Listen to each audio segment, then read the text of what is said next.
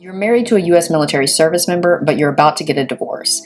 What benefits are you still entitled to receive from the U.S. government as a former military spouse, even after that divorce finalizes? We're going to go over healthcare, your military spouse's retirement and disability pay, and installation access to things like the commissary and exchange. We're also going to talk about how legal separation plays into all of this, including your ability to receive BAH, the housing allowance, and to be able to take advantage of other support services that are available to military dependents. And I'll let you know what could cause you to stop receiving these post-divorce benefits. This is going to be a big one. What's up, everybody? I'm Ashley Noelle. On this channel, we talk about military lifestyles, leadership tips, and tips for living and working abroad. So if any of those topics interest you, please make sure to hit those like and subscribe buttons down below.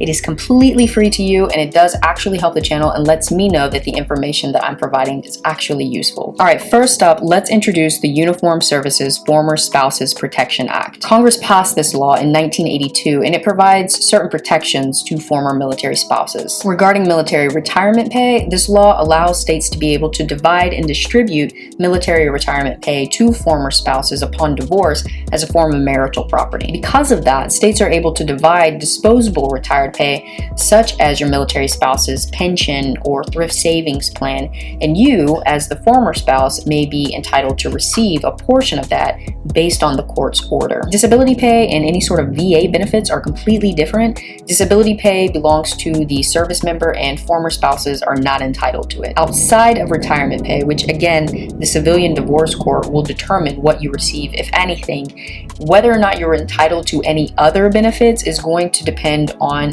how long you and your military spouse were married and how long that marriage overlapped with their military service. First, let's talk about the 20-20-20 rule. So for instance, if you were married to a military service member for at least 20 years and your spouse served in the military for at least 20 years and your marriage and that period of military service overlapped for at least 20 years, then upon divorce, you're able to keep your TRICARE medical coverage, and you'll be able to access the commissary, exchange, and movie theaters on military installations. But if you remarry somebody who is not in the military, then your TRICARE benefits will end permanently. But your base access privileges, your commissary privileges, your exchange privileges, those will all be suspended. And if that subsequent marriage ends up ending for any reason, so either dissolution of marriage, so you get divorced, or death of that later spouse, then those benefits, those base access benefits, will be reinstated. There's also the 20-20-15 rule if you don't meet the 20-20-20 rule. If you were married to a military service member for at least 20 years and your spouse served in the military for at least 20 years,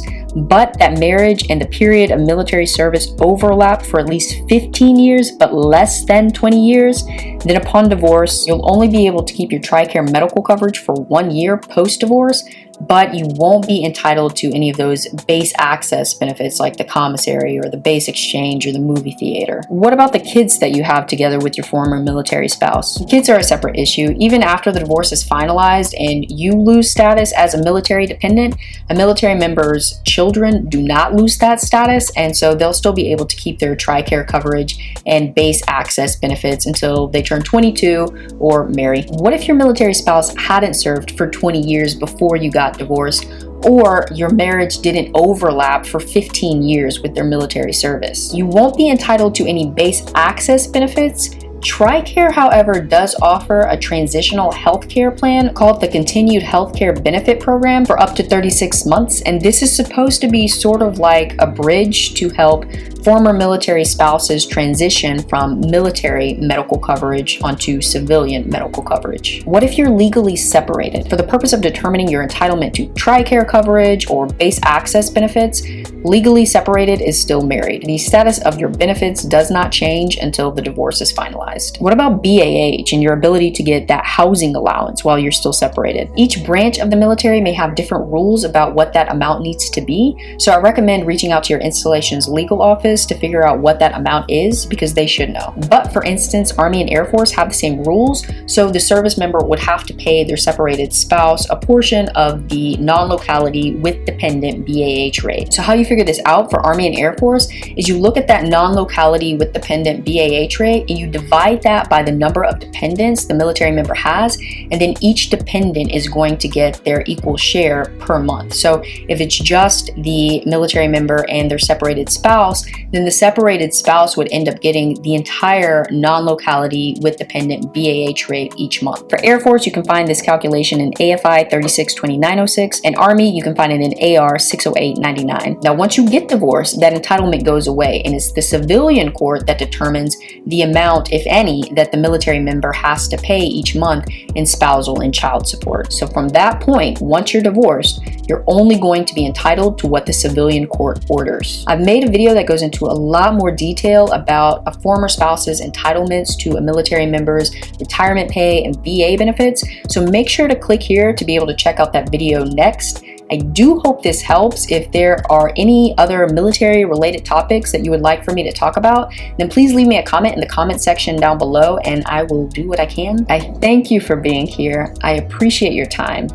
and I'll see ya.